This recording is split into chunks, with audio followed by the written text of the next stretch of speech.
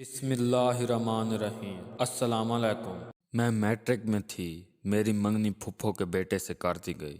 میرا تعلق غریب گھرانے سے ہے، ابو امام مسجد ہیں۔ میں کالی سی بالکل بھی خوبصورت نہیں، اللہ کا شکر ہے جیسی بھی ہوں، صحت مند تندرست ہوں، اتنا کافی ہے۔ منگنی کے بعد پھپھو کا بیٹا دبئی چلا گیا، وہ پیسہ کمانے لگا۔ 2 سال تک میرے ساتھ وہ رابطے میں رہا۔ ابو کے موبائل پہ کبھی فون کرتا تو میں بھی اس سے بات کر لیتی، پھر رفتہ رفتہ وہ رابطہ کام کرنے لگا۔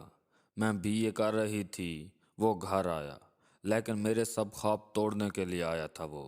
اس نے مجھے اس لیے ریجیکٹ کر دیا کہ وہ گورا چٹا خوبصورت تھا اور میں کالی سی۔ کہنے لگا مجھے تم سے بدبو آتی ہے، تم کو دیکھ کر مجھے ڈر سا لگتا ہے۔ یوں کہہ لیں وہ میرے دل پر خنجر چلا رہا تھا۔ بلا وجہ مجھ سے الجھ پڑا، انجام یہ ہوا مجھے چھوڑا گیا، منگنی ٹوٹ گئی۔ میں بہت روئی، بہت زیادہ۔ مجھے اپنے کالے ہونے پر غصہ آنے لگا۔ میں اللہ سے شکوہ کرتی، میں کالی کیوں ہوں، میں بدصورت کیوں ہوں۔ میں بہت روئی تھی۔ اس نے اپنے چچا کی بیٹی سے شادی کر لی۔ اس کی شادی کا دن مجھ پر قیامت تھا۔ اس کی دلہن بہت خوبصورت تھی، بالکل حور کی مانند، کوئی تتلی سی۔ وہ دونوں ایک جیسے تھے، خوبصورت۔ خیر میں رو کر چپ ہو گئی۔ کالج سے یونیورسٹی چلی گئی۔ میرے لیے رشتے آتے تو تھے، لیکن صورت کو پسند کیا جاتا ہے، نہ کہ سیرت کو۔ ہر بار ریجیکٹ ہوتی رہی۔ ایسا وقت آ گیا میں شادی کے نام سے نفرت کرنے لگی۔ ہر وقت کتابوں میں گم رہنا۔ میری زندگی کتابوں میں ڈوب چکی تھی۔ پڑھنا پڑھنا اور بس پڑھنا۔ کزن کی شادی کو 1 سال گزر گیا تھا۔ ہمارا آنا جانا بھی کم تھا، اسے دیکھے کافی وقت گزر گیا تھا۔ ہاں، پھر ایک دن وہ میرے چچا یعنی اپنے ماموں کے بیٹے کی شادی پہ آیا تھا، ساتھ اس کی بیوی تھی۔ دونوں بہت خوبصورت لگ رہے تھے۔ میں نے پیلا سوٹ پہنا تھا، مہندی والا۔ وہ میرے پاس آیا، ساتھ اس کی بیوی تھی۔ ہاتھ ملا کر میں نے مسکراہٹ سے اس کا ویلکم کیا، شادی کی مبارکباد دی۔ میری طرف دیکھ کر وہ بولا، میری بیوی ہے نا بالکل پری جیسی۔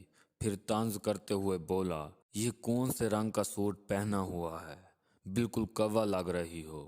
میری آنکھ سے انجانا سا آنسو گرا تھا۔ میں خاموش ہو گئی۔ وہ ہنس رہا تھا۔ مہندی کی تھالی میرے ہاتھ سے گر گئی۔ میں بہت روئی تھی، اس کا سامنا نہ کر پا رہی تھی۔ اس کا ایک ایک لفظ مجھے بہت درد دے رہا تھا۔ میں ماسٹر کر رہی تھی۔ میں دن رات پڑھتی رہی، محنت کرنے لگی۔ میرا رشتہ نہ ہونے کی وجہ سے کوئی کہنے لگا طلاق والا لڑکا ہے، تو کوئی کہتا 5 بچوں کا باپ ہے، کوئی بکریاں چرانے والا، تو کوئی 60 سال کا بوڑھا۔ سب رشتے آئے میرے لیے، لیکن بابا چاہتے تھے میں اپنی پڑھائی مکمل کروں۔ بابا نے میرا بہت ساتھ دیا۔ بابا نے دنیا کے ساتھ دین کا بھی علم سکھایا تھا۔ میں ساری رات اگر پڑھتی تو بابا بھی جاگتے رہتے۔ میں سمجھتی تھی میرے سونے سے پہلے کبھی بابا جان نہیں سوئے تھے۔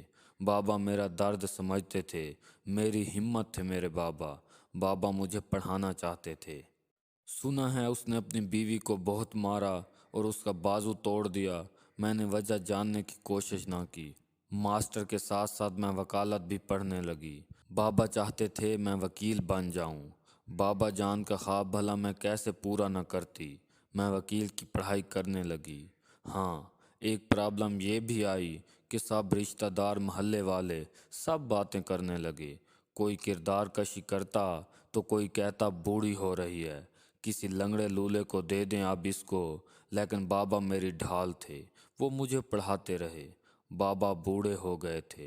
ہم صرف 2 بہنیں تھیں، ایک مجھ سے چھوٹی ہے لیکن اس کی شادی ہو گئی تھی۔ جب میں نے وکیل کا امتحان پاس کر لیا، اس دن امی ابو بہت روئے تھے، بہت روئے تھے۔ امی نے پورے محلے میں مٹھائی بانٹی تھی، خوش کوئی بھی نہ تھا۔ اگر کوئی خوش تھا میرے لیے تو صرف امی ابو۔ ابو میرا ماتھا چوم کر بولے، میری بچی تو نے میرا سر فخر سے بلند کر دیا۔ اس دن چچا اور تایا ہمارے گھر آئے تھے۔ کہنے لگے وکیل ہی بنی ہے، کون سا جج لگ رہی ہے، اس کی شادی کروا دو اب۔ وہ الفاظ میرے دل میں لکھے گئے تھے، جج بننا۔ سال کی پریکٹس کے بعد اللہ کا کرم ہوا، میں سول جج بن گئی۔ مجھے گھر ملا، گاڑی ملی، گھر میں نوکر تھے۔ ہماری غربت کے دن ختم ہوئے تھے۔ جج بننے کے بعد مجھ پر ایک راز کھلا تھا۔ جس گھر میں ہم رہ رہے تھے وہ گھر بابا نے بیچ دیا تھا۔ مطلب ہم اپنے مکان میں کرایہ دار تھے۔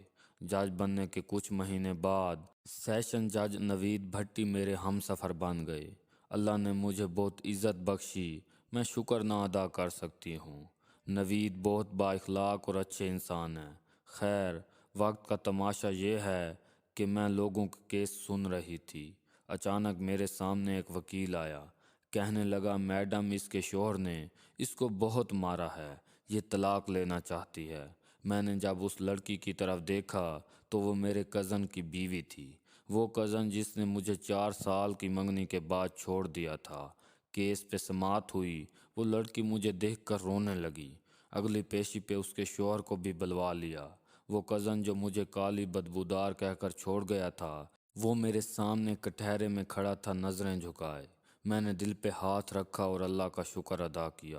اے اللہ، تو بہتر فیصلہ کرنے والا ہے۔ میں نے اس سے رشتہ ٹوٹنے کے بعد کتنے گلے شکوے کیے تھے، کتنا روئی تھی۔ اگر میں اس کی ہم سفر ہوتی تو آج میں طلاق لینے کے لیے یہاں کھڑی رو رہی ہوتی۔ اس نے مجھے چھوڑا اور آج میں جج بنی ہوں اور مجھے ٹھکرانے والا میرے فیصلے کا غلام ہے۔ میرا کزن میری طرف دیکھ کر رو رہا تھا۔ وہ میرے سامنے ہاتھ جوڑ کر کھڑا تھا۔ اس کے ماں باپ شرمندہ تھے۔ میں نے دونوں کو سمجھایا اور گھر آباد کرنے کا کہا۔ کزن میرے سامنے ہاتھ جوڑ کر وعدہ کرنے لگا، اپنی بیوی کو نہیں ماروں گا۔ وہ مجھ سے کچھ کہنے لگا، اتنے میں میرا شوہر آ گیا۔ بڑی کار پاس آ کر رکی، میں اس میں سوار ہوئی۔ وہ بائک کے پاس کھڑا تھا اور میں اپنے اللہ کے فیصلے پر سجدہ ریز تھی۔ سب لڑکیوں، خود پہ بھروسہ رکھو، اللہ کے کیے ہر فیصلے پر راضی رہو۔ کوئی چھوڑ جائے یا رشتہ توڑ دے تو دل پہ ہاتھ رکھو اور مسکرا کر آگے بڑھ جاؤ۔ میں آپ سب کے سامنے ہوں، کالی سی کوئی سی آج سول جج ہوں۔ میں آپ سب کی طرح ہوں۔ رونا دھونا بند کرو، ہمت کرو، خود کو پہچانو، اپنی قسمت خود لکھو۔ اللہ سب دیکھ رہا ہے اور وہ بہتر فیصلہ کرنے والا ہے۔ آپ کو اگر یہ کہانی اچھی لگی ہے تو اس ویڈیو کو لائک کیجیے اور اس طرح کی مزید کہانیاں سننے کے لیے ہمارے چینل کو ضرور سبسکرائب کیجیے۔ کہانی سننے کا شکریہ۔ آپ سے ملاقات ہوگی اگلی ویڈیو میں، تب تک کے لیے اللہ حافظ۔